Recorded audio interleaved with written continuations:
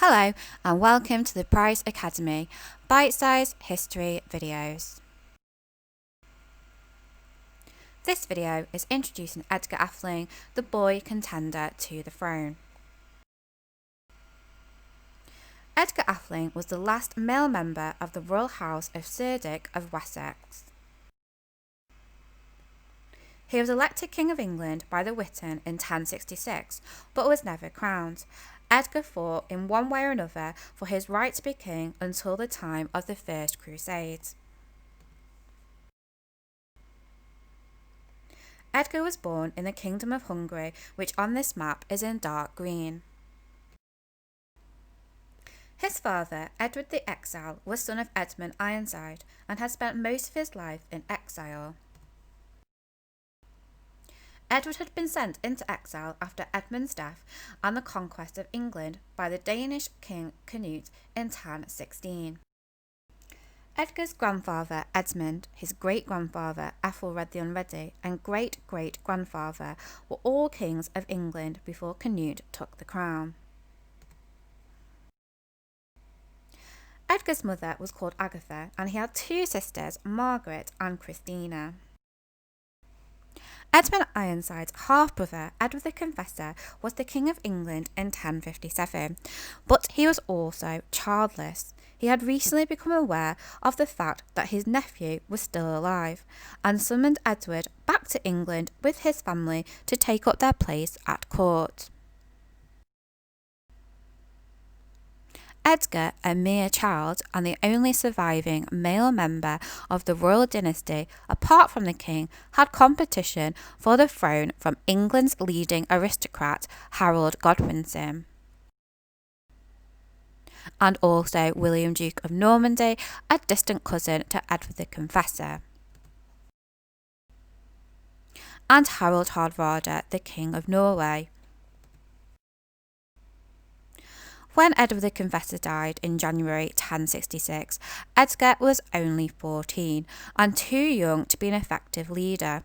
The Witan elected Harold Godwinson the best placed man to defend the country against competing foreign claimants. Here you can see in the scene from the Bayeux Tapestry Harold Godwinson being crowned king. But it was not for long. By October 1066, Harold Godwinson had been defeated in the Battle of Hastings and killed by the Norman army, and William was now in a strong position to take the throne. The Witan assembled in London and elected Edgar as king. Stigand, the Archbishop of Canterbury, the Archbishop of York, and the brothers Edwin and Morcar all claimed support to Edgar. When William, Duke of Normandy, crossed the Thames in Oxford, he was met by Stigand, who abandoned Edgar and submitted to the invaders. As the Normans closed in on London, all of Edgar's key supporters in the city began negotiating with William. William was crowned king on Christmas Day 1066. Previous to this, the Witan had made Edgar meet William and submit to him. William kept Edgar in custody with him and took him and other English leaders to his court in Normandy in 1067, before returning with them to England. Edgar then appears at the court of King Malcolm III of Scotland with his mother and sisters. Malcolm married Edgar's sister Margaret and agreed to support Edgar in his attempt to reclaim the throne. When the rebellion that resulted in the harrying of the North broke out in Northumbria at the beginning of 1069, Edgar returned to England with other rebels who had fled to Scotland to become the leader or figurehead of the revolt. Unfortunately, the rebels were defeated by William, and Edgar sought refuge once again with Malcolm.